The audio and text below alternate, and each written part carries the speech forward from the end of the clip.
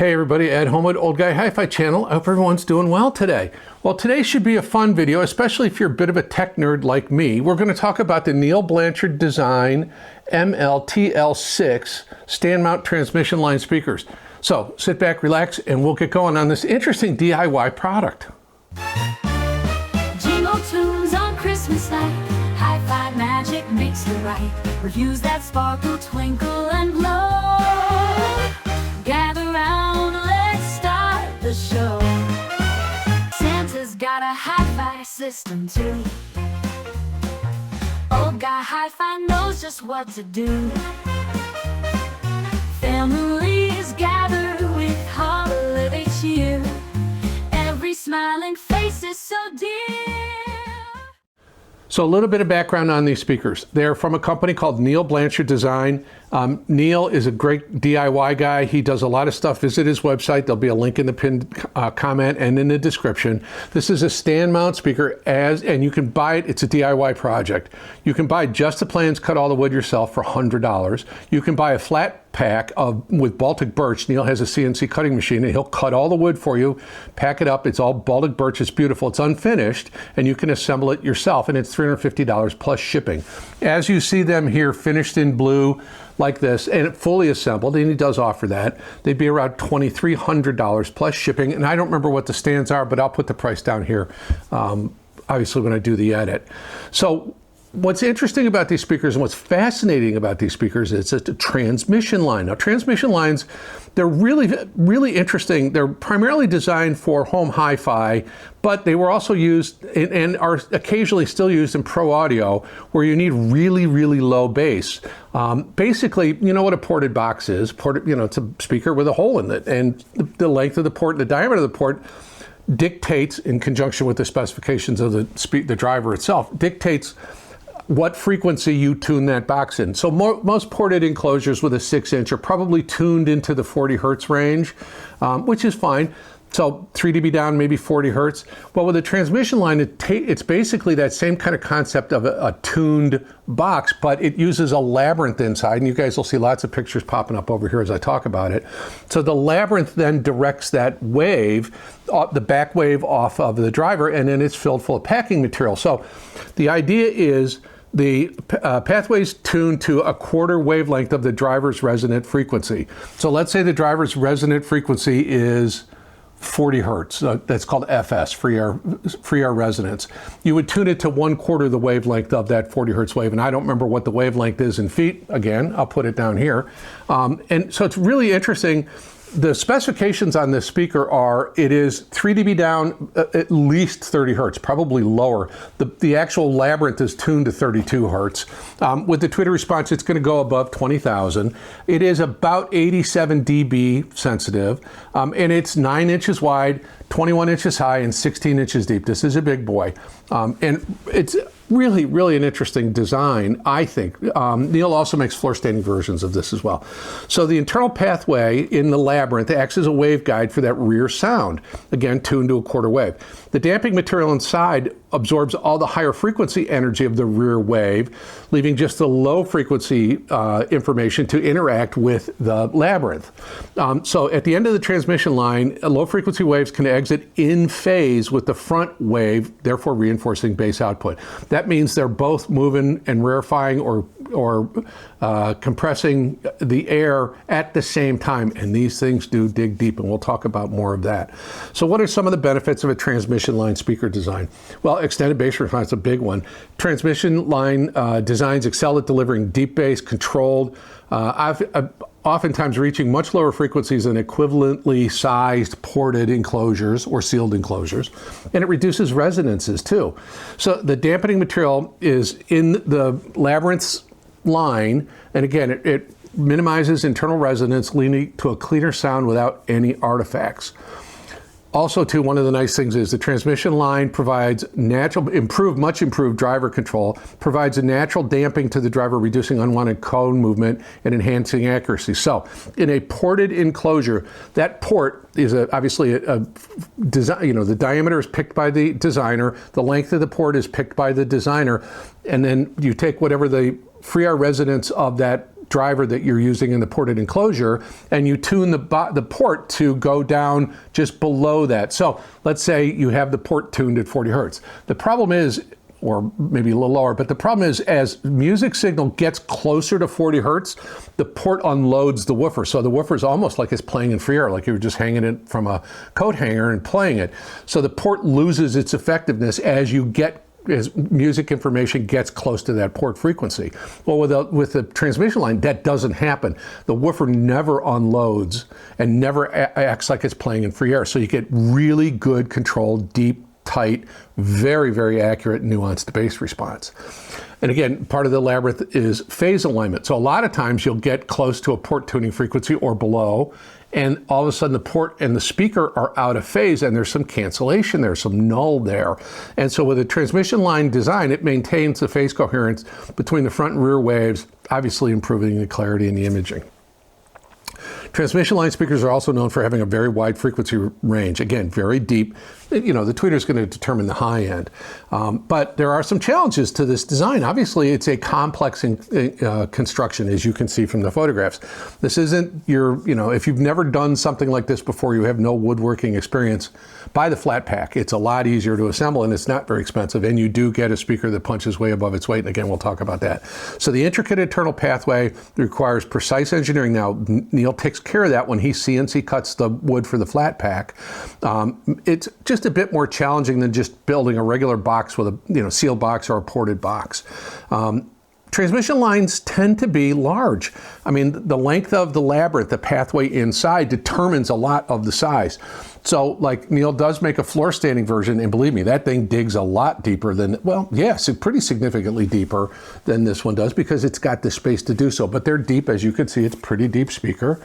And so can be a bit of a size issue. Material costs, again, if you're going to do it yourself, you're going to buy more wood because you have to build that labyrinth. Again, with Neil's flat pack, you don't have to worry about that. So, this is not my first foray with transmission lines. As a matter of fact, I have another pair of transmission line speakers in right now for review, a little pair of bookshelves from Prodigy. I had transmission line speakers back in the 80s from a company called TDL out of Great Britain. They were amazing. They used 6-inch woofers and 8-inch woofers, but they were big floor standers, and they were real deep, and they dug very, very deep in the low frequency response, and that was one of the appeals to them. However, they were rather inefficient, and TDL wasn't particularly well funded, so they didn't hang around for very long, unfortunately. But these speakers are just absolutely amazing, and really, they're obviously much less common in the mass market, although now PMC is introducing some transmission line speakers, but a pair of them cost significantly more than these, and if you build them yourself, obviously a lot more than these. So it's a great DIY project. So real quick, what I want to do is I want to read something that Neil prepared, and I just want to make sure that I'm covering the details as he would want me to. So the MLTL-6 cabinet is tuned to fundamental frequency of 32 hertz, and the output from the terminus opening is fairly broad. Now, the port in the back, it starts at about 180 hertz down to below 30 hertz. So he designed it to use room lift, that means room gain, and it can be placed fairly close to a wall depending on the size and construction of the room.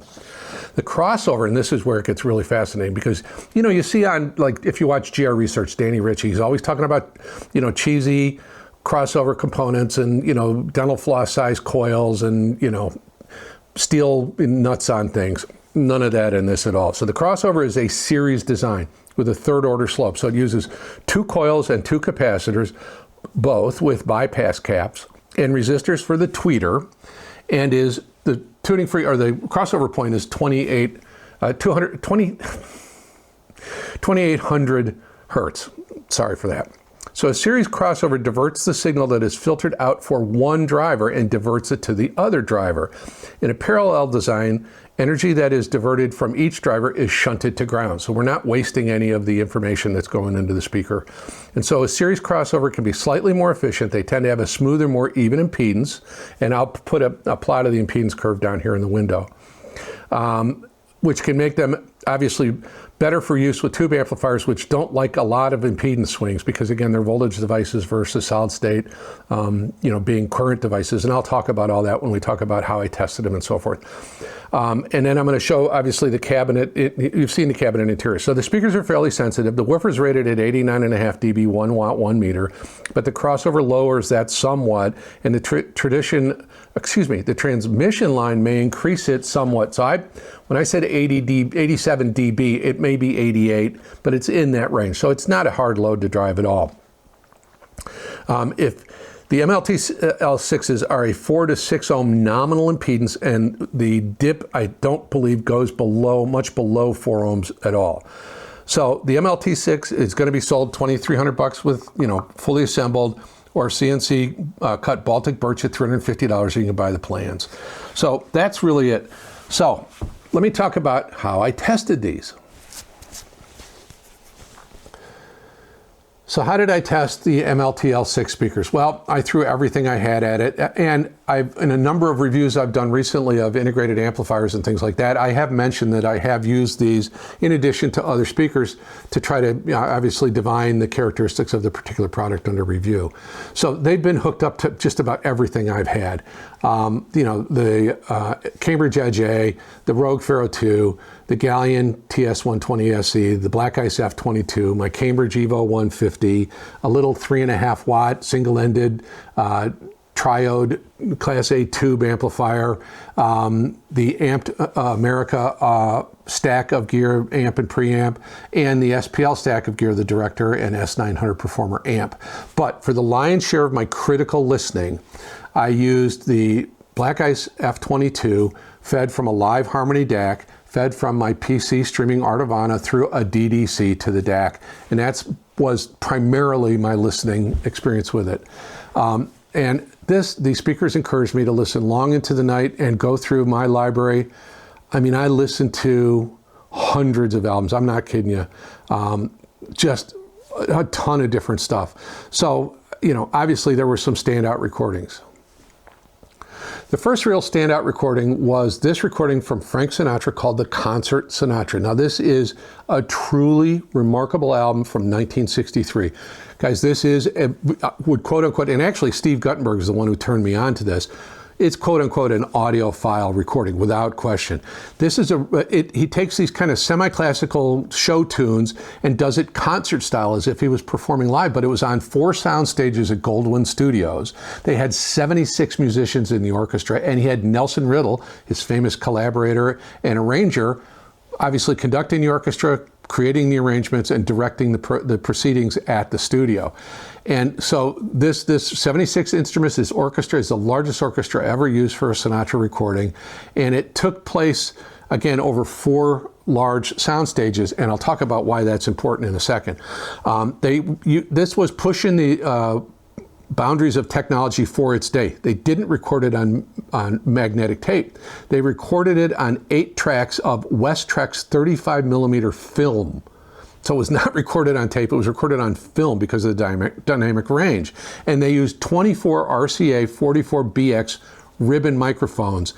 This is an amazing recording because Sinatra is in the same soundstage area as all of the instruments. Everybody's there and playing at the same time. There's no Sinatra's in a separate studio and they added the music later.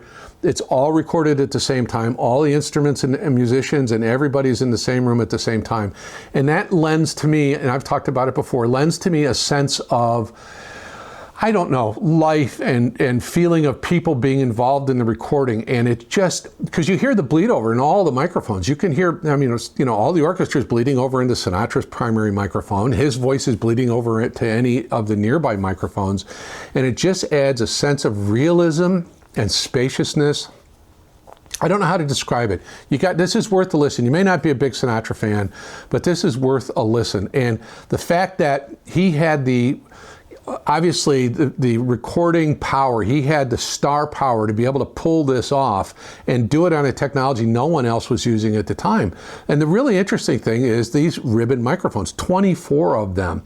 And so let me just do a deep nerd dive just for a minute into the microphones themselves. The RCA 44BX ribbon microphone was introduced in the 30s, and it became a standard in broadcast.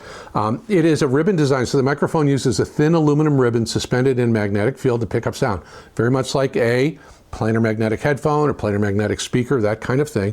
The design of the microphone gives it a distinctively warm and very smooth response. And so it's particularly suited for vocals, brass, and strings, obviously with an orchestra.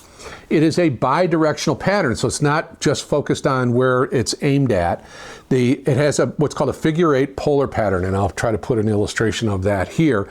And it picks up sound equally from the front and the back of the microphone, but it rejects sounds from the side, kind of like a Magnepan speaker does, is dipolar, but you don't have to worry about side reflections because the waves cancel themselves out. So it's a bit like that, and I'm oversimplifying. So it's really, really an ideal microphone for obviously studio recordings and live setups. Now, frequency response is tailored to emphasize mid-range frequencies. Now, this is in the 60s, so again, most of the orchestra and Frank's voice are all going to live in the mid-range. There's no real deep bass, and there is some extended high end when you get up into some of the brass instruments and things like that. But the mic itself will roll off slightly at higher frequencies, and it kind of results in a sound that is really clear and very free from harshness. There is no harshness in this. And again, these microphones are still in use today. They're coveted, and they're worth loads and loads of money. But anyway, this recording is wonderful. Some great standards like Old Man River. My favorite on this one is Bewitched. It's just a wonderful one. So again, Frank Sinatra, the Concert Sinatra, highly recommended, well worth a listen. I think you'll be surprised by how good it sounds. So the next recording I use is this beautiful recording from Drummond called Revolving. Now this is a 2013 recording. Drummond is an interesting person. She's actually a professor of music at the Berklee College of Music, and she's attached to woodwinds, or she's a professor of woodwinds there. And she's an instrumentalist. She can play flute and piano. She plays alto and soprano flute. She's a composer. She produces her own records, and she's probably been recording for a couple of decades now, and she has this real kind of soulful, distinctive musical style. Really, really interesting. Now, this was recorded at NOLA Studios in New York City in April of 2012. So the album revolves around a collection of her original compositions, and it's really kind of an interesting, warm, and very kind of different listening experience. As I mentioned, she plays alto and soprano flutes as well as piano, and she has this kind of vibrant, melodic, very effortless sound to her. It's very graceful sound to it. And in the recording here, she's got a bunch of really, really good musicians. So when she's playing the woodwinds, obviously she's got Benny Green playing on piano. She has a percussionist from Africa, and I'm going to murder the name, and I apologize, Kita Agawa. And so you got some of that African kind of beats to it, and some really low bass. And then you've got Brandy Disterheft on bass, and the bass work on this is really, really good, and it provides a really good, solid foundation for the music to kind of move forward on. And there's also some other wonderful musicians on the recording. I apologize. You've got guitarist Vic Juris, you've got cellist Dave Eggar, you've got drummer Casa Overall, and you've got David Chesky on piano for some of the recordings. So there's really, really a great kind of depth to this music. There's a vibrancy to the music. It's very, very interesting. Her compositions can be complex. They're certainly very engaging. It's really interesting and different, and I think you'll enjoy it. The recording quality is just absolutely stellar. It's a beautifully recorded album. All the instruments you get good tone and good texture, and really kind of a sense of, and this is something I harp on, I know, and I apologize, but you get a sense that there's actually people doing the recording. It's not like there's, it's not mechanical, it's not processed, it's not run through a bunch of oral exciters and vocal and tune, to get it back into key and keep the beat up. And it is not like that. It's very much a minimalist recording, and it's really, really great. And the standout track on this one for me is a track called Magic Beans. Again, Drummond, Revolving. Well, the next recording I want to recommend is absolutely my favorite Beethoven symphony of all time. It is the 6th Symphony called Pastoral, and this recording is by Sir George Schulte and the Chicago Symphony Orchestra, which of course is a big favorite of mine. Now, Schulte and the CSO had recorded typically, an orchestra and a composer, if they're long-term relationship, they'll record a cycle, which is all of composer's symphonies, let's say. So Beethoven's cycle is 9 symphonies. So Schulte and the CSO recorded their first cycle of Beethoven symphonies in between May of 72 and September of 74. And when it was released, it actually won a Grammy in 75 for the best classical album of the year. Well, as Schulte looked back on those recordings, he commented and mentioned that he thought he had the timing wrong on them and that they were a little bit too slow and a little bit plodding in certain points. So he wanted to redo it again. So they went back in, and from 1986, September of 86 to January of 90, the orchestra and Sir George Schulte re-recorded all 9 symphonies. And this particular album was recorded at Orchestra Hall in Chicago on May 9th, 10th, 14th and 16th in 1988. So the 6th Symphony, again known as the Pastoral Symphony, is one of the most popular Beethoven symphonies. It was composed in 1808, and it celebrates the beauty and tranquility of nature, reflecting on Beethoven's deep love for the countryside. Now, in the early 19th century, this back to nature theme was a big deal. The return man going back to nature, rediscovering nature, spending time in nature. And at this period of time, Beethoven was losing his hearing as well. So he would take these long walks in the beautiful woods of the countryside near where he lived, and he always had a pocket full of music paper and a pencil so he could make notes. But that was the way he found peace, and a kind of a way that it was contemplative for him. So he could kind of think about his music, think about melodies, think about structure, think about those kinds of things. And so this is really an interesting recording in that respect, because it was one of the first symphonies that was an example of program music. Each of the movements was written around a particular program.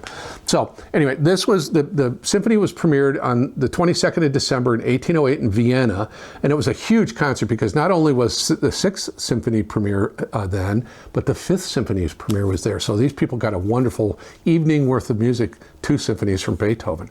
So the symphony has 5 movements, which is unusual. Most symphonies are limited to 4 movements, but each of and so it's a bit unusual in that regard. And again, being a symphony of program music makes it a bit unusual. So each movement has a name rather than just, the opus whatever, and all of the other stuff you see at the back of orchestral music titles. So and this is how the composer himself labeled them. So the first movement is the awakening of cheerful feelings on arrival in the countryside. So the idea is it is a peaceful and joyous opening movement that sets the mood with flowing melodies and a sense of serenity. Again, that's what Beethoven was looking for as he walked through the woods. The second movement was called Scene by a Brook. Now, this is a bit of a slower movement, and it kind of captures the gentle flow of a stream, and you've got the woodwinds in the background kind of reproducing bird song and things like that, very natural sound to it. The next one, the third movement, is called A Merry Gathering of Country Folk. And this is kind of a lively scherzo depicting a rustic dance full of energy and humor, kind of, folky sort of people getting together and just enjoying a good time. The fourth movement is called Thunderstorm. Now, this is a really dramatic and very intense depiction of a thunderstorm with timpani rolls and swirling strings, and it's really engaging and it's very energetic, and the orchestra can get quite loud during it. It's really a wonderful movement. The fifth and last movement is called the Shepherd Song, and it's happy and thankful feelings after the storm. That's how he labeled it. And so it's a very serene, kind of uplifting finale expressing, I guess gratitude and peace, and the connection with nature. It's really interesting. So Beethoven uses the orchestration to masterfully evoke sounds and feelings of nature, and it's really interesting. So the symphony reflects on Beethoven's romantic ideals and his belief in spiritual and restorative power of nature, and it aligns again with his increasing deafness as he sought solace and inspiration outdoors. It is a wonderful recording. Schulte is a master. The maestro guides the orchestra through this particular symphony with such deftness. It is, and I know I have probably 10 or 12 different complete Beethoven cycles from various orchestras and composers. And this is one of the very best. It is a little bit more up tempo. The movements don't take quite as long.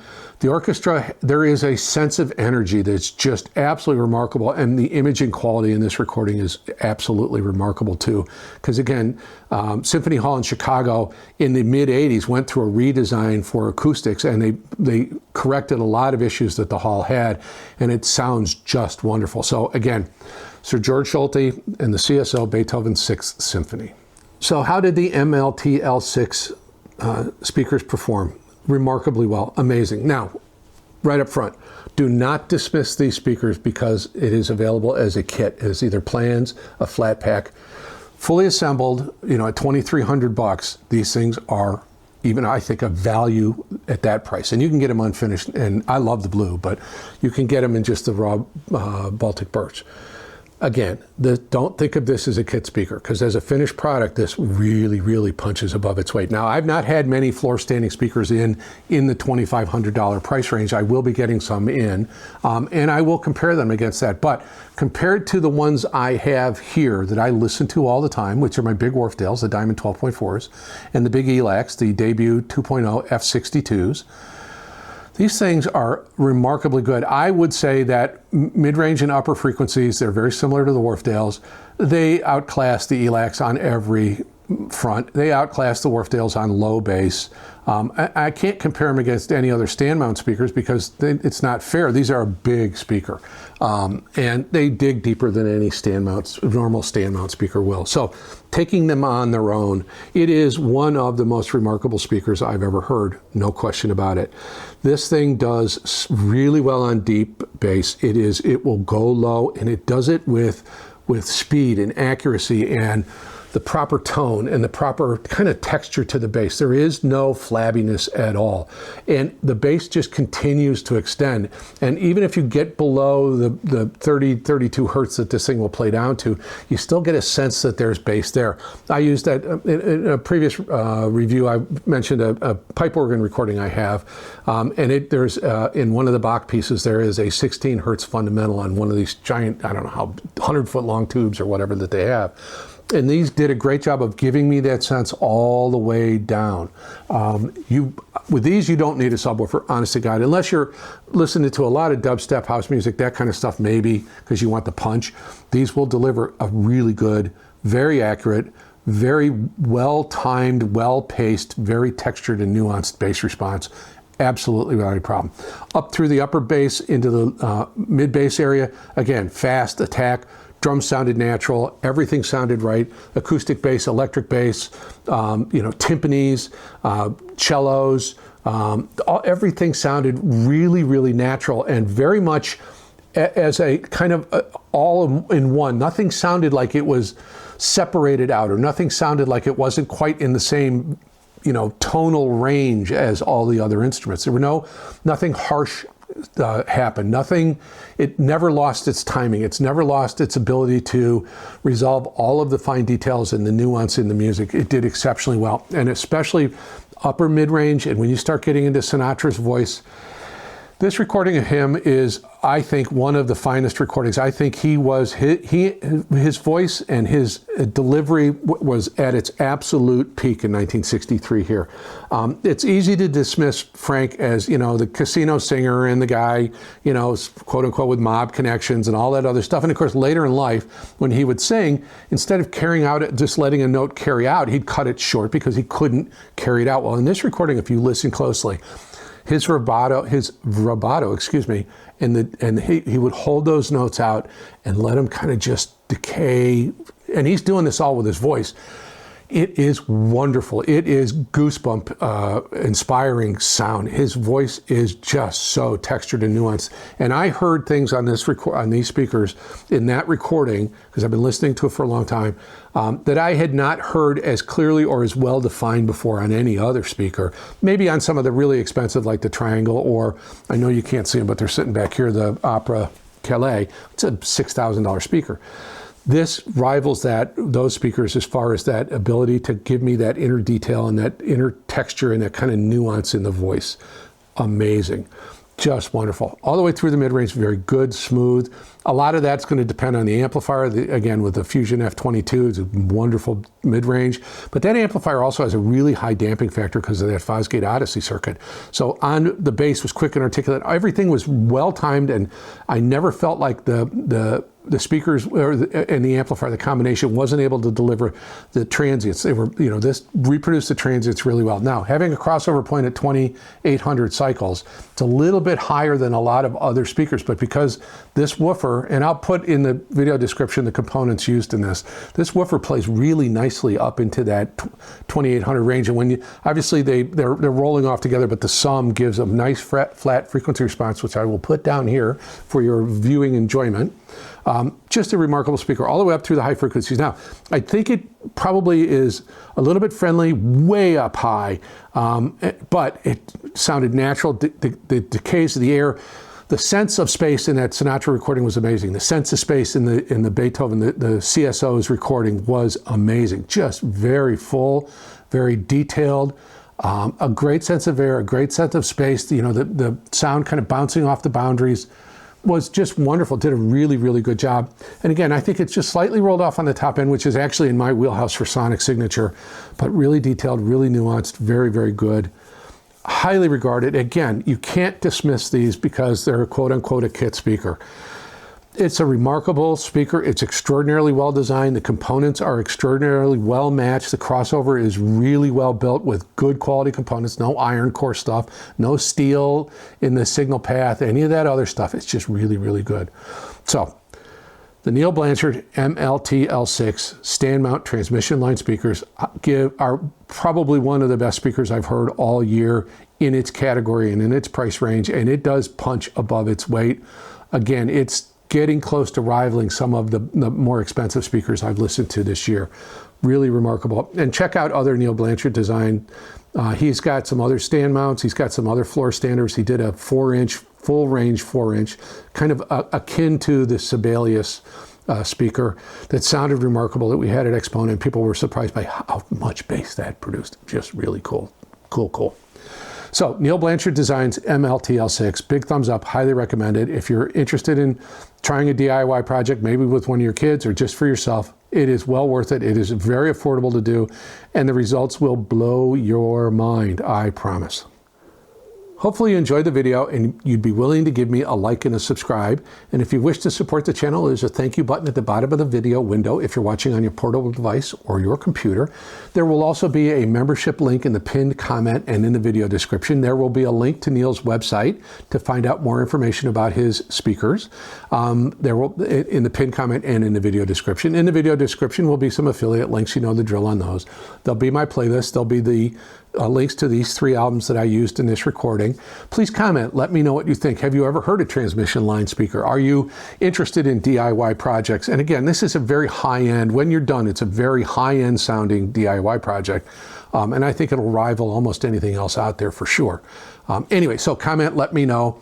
I think I've done enough. Like, subscribe, comment if you wish to follow me on Instagram. This is Ed Homewood, Old Guy Hi-Fi channel, saying now it's your time to sit back and listen, and I promise you, listen to the concert Sinatra. You will love it. It is beautiful. Enjoy the rest of your day. I am grateful for the time you give me. Thank you so very much. And by the way, happy holidays. Old guy Hi-Fi talking true, stereo dreams he shares with you.